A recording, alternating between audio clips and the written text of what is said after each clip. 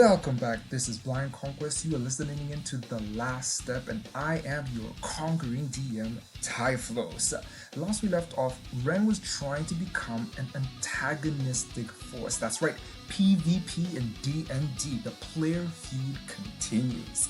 What's interesting about The Last Step is that this is a spiritual realm journey, but do not be deceived. It's not as simple. It's not as cookie cutter as it may seem. The last step is what happens when you have given somebody full permission to use the entirety of their imagination. Some really interesting stuff happens between the two of them. Stay tuned and listen in to what's happening next this episode of Blind Conquest. Okay, and we're back live. For anybody who has missed what we just talked about, Ren was asking, do I have an inkling of Drubberbus? Do I have a memory of where Last was? And yeah, he has complete exposure to what he used to be experiencing as Shadow, but now he is experiencing as a light. So just as he realizes that I need to go back to that safety point, rocks from the distant reaches of the cosmos accrete and form a kind of accretion disk right underneath, and you are standing on the shimmering wispy golden light, and you have a firm footing. You finally have a kind of center of the universe feel to things, and you're at peace where you stand. And Drubberbus, you were at first drowning in lava. You didn't understand how you got to a position of cosmos to lava. But as that happens, everything seems to kind of like harden around you, and some rocks from underneath you force you above the lava, and you're standing on firm ground now. Ren, what do you do? I'm still unarmed. You are still unarmed. So I'm still unarmed, so I'm still looking for this thing. I'm still looking for a weapon, something that I can probably use to protect myself. Nice. Okay, so here's what's gonna happen.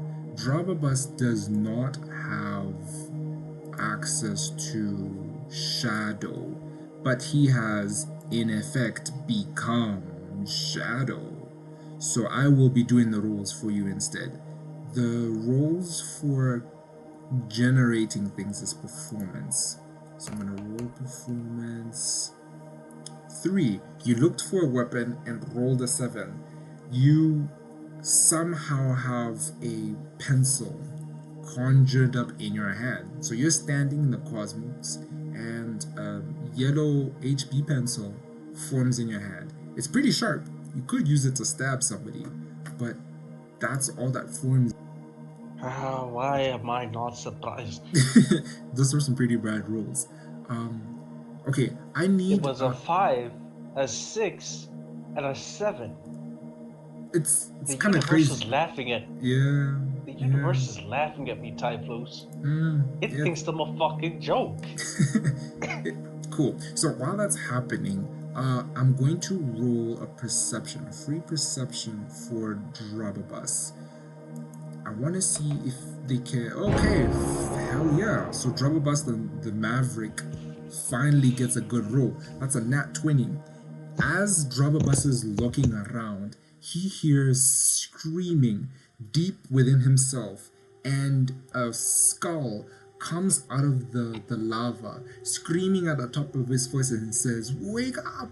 Wake up!" And it kind of like rolls onto his foot and starts slamming on his ankle. And it keeps screaming, "I've been trying to reach you. Listen, you got to get out of here. You will be consumed if you stay longer." And then what Ren sees is that a light forms at the base of the accretion disk, and it shines at him and says the exact same word at him. It blinks and shimmers with an urgency to it. What do you guys do? But it's actually Drubba's turn. I want to see. It's really open to you, but I want to see what Drubba wants to do with this. I would like to somehow inflict injury upon myself. You want to inflict injury upon yourself. Okay, so you slam your body as hard as you can, but nothing really happens. You hear a loud clang, you hear a loud sound show up from you. The damage is not really to yourself, but more to your ego, since nothing really happened in the way that you wanted. But the voice screams out even louder. No, no, no, no! Not you! To me! To me! Focus your attention on me! And yeah. I would like to inflict injury upon the voice. Okay, so you look at the skull and then you hit the skull. The moment you hit the skull, you find yourself on the ground covered in this weird fluid, and there's a man that's standing hovering above you, and it's like he was trying to wake you up or pull you out of something, and it looks like you just slapped him. Like as you just woke up, you slapped the shit out of him as you just like came to, and you look around you, and what you see is that there's this bog that has like cilia, or let me be more specific, it has these like bacteria looking as appendages that are like flowing out of it, and this man pulled you out of the bog.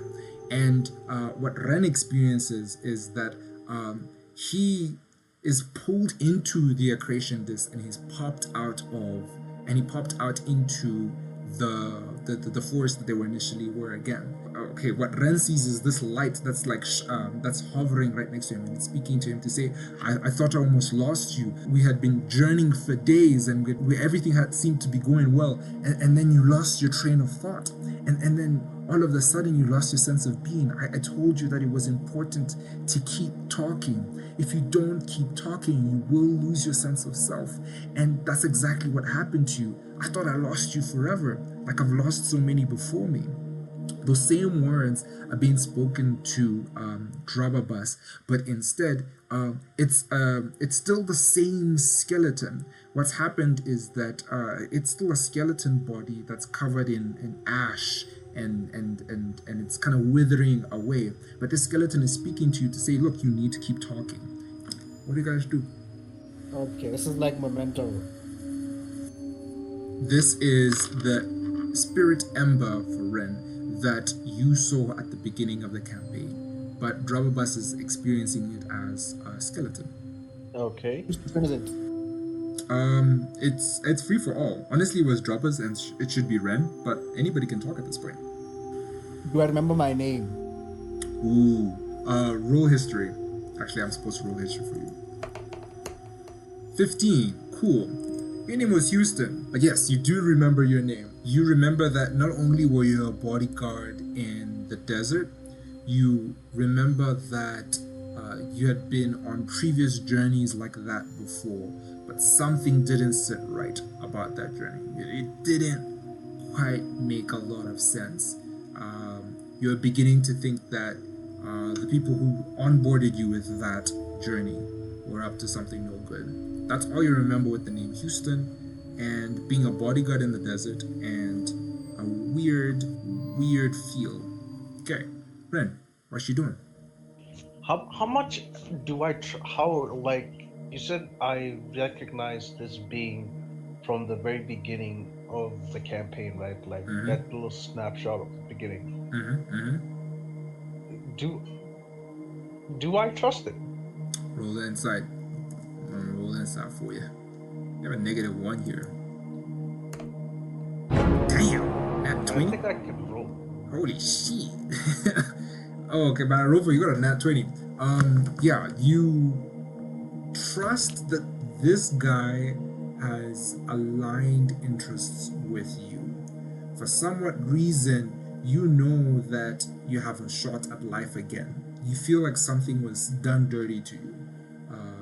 And you shouldn't have died, but you did. But you understand that this person probably has been dealt a similar hand, and it would be better to go through with this dude. But you don't think he's your chum or anything like that. You might not trust him with your life or anything like that, but your interests strongly align. Very strongly align. Okay, so like you said, I'm just gonna start talking to him. Okay, cool. What do you remember? You asking me that question of what I remember, I'll be very glad to tell you. but it's not going to be a lot of information because there's not a lot to go about. Anyways, I do remember a child. There was this child, this girl, and this girl meant something to me, but I can't figure out if it was love or disgust or contempt, or if she was some form of enemy or friend. But I do remember this young girl, and I remember that I needed to speak something to her, something so urgent that even in my afterlife, I needed to voice this thing out. Other than that, I remember you, and I remember me, and I remember now, and I'm sorry that that's all my impoverished soul can recollect. What do you remember? I remember being in a desert. I was supposed to be protecting someone. I don't know if I succeeded. Just as you say the word protection, you feel, and actually let me roll a luck check for this one. Hell yeah. Okay. Just as you say protection, you feel a clad of a kind of armor grow about you, almost as if it's holding you safe from whatever potential dangers you thought you were experiencing. So you have a pencil in your arm, and now you're covered in armor. Drubberbus, what do? You're looking at the skeleton covered in slime, and yeah, you slap the shit out of that skeleton. What's up? And as you're thinking, the ember continues to say, "Is that Lame?" Yep. Wild. Hey, everybody on the server, whoever's joining us or whoever's listening to this recording, Lame is this really, really cool dude who's half the height of Drubberbus, and I'll have to say that is an achievement because there's not a lot of people shorter than Drubberbus. I'm gonna be for real about that. So yeah, he holds he's got some really exciting ideas. He's a really cool kid. It'd be a pleasure to have him, honestly. How you doing, Lame? Good. Nice. Good is good. Good is good. Do you know what we're doing right now? Did your brother let you know what we're doing right now? You're playing a game, but I forgot the name. Nice. Okay, so record this in your hearts and in your tablets. This is Dungeons and Dragons, my friend. Welcome to Nerd Kingdom. Yeah. Do you know how to play Dungeons and Dragons, Lame? I think so. I've played it before. Cap. He said he would like to aggressively challenge the skeleton. Oh, Lord. Okay. The Maverick is always doing that. Alright, let's do it. You want to aggressively challenge the skeleton. I'm going to roll an intimidation for you. Rolling intimidation. Blood of Jesus. Okay, you rolled a 26. It seems like the gods are very much on the Maverick side. I don't know what to do at this point. But yeah, the skeleton drops its jaw, literally. It has no jaw now. And it scrambles in the opposite direction. It just takes a beeline into the forest and disappears. What Ren sees instead is this shimmering light. It almost disappears. It turns into this most faintest of flicker, and it whizzes away. Once it whizzes away, you feel the sense of lonesome hit you once more. Like you feel like there truly is no one else that exists in the entire world but you. Like you're the last man in the entire world. Ren, what do you do?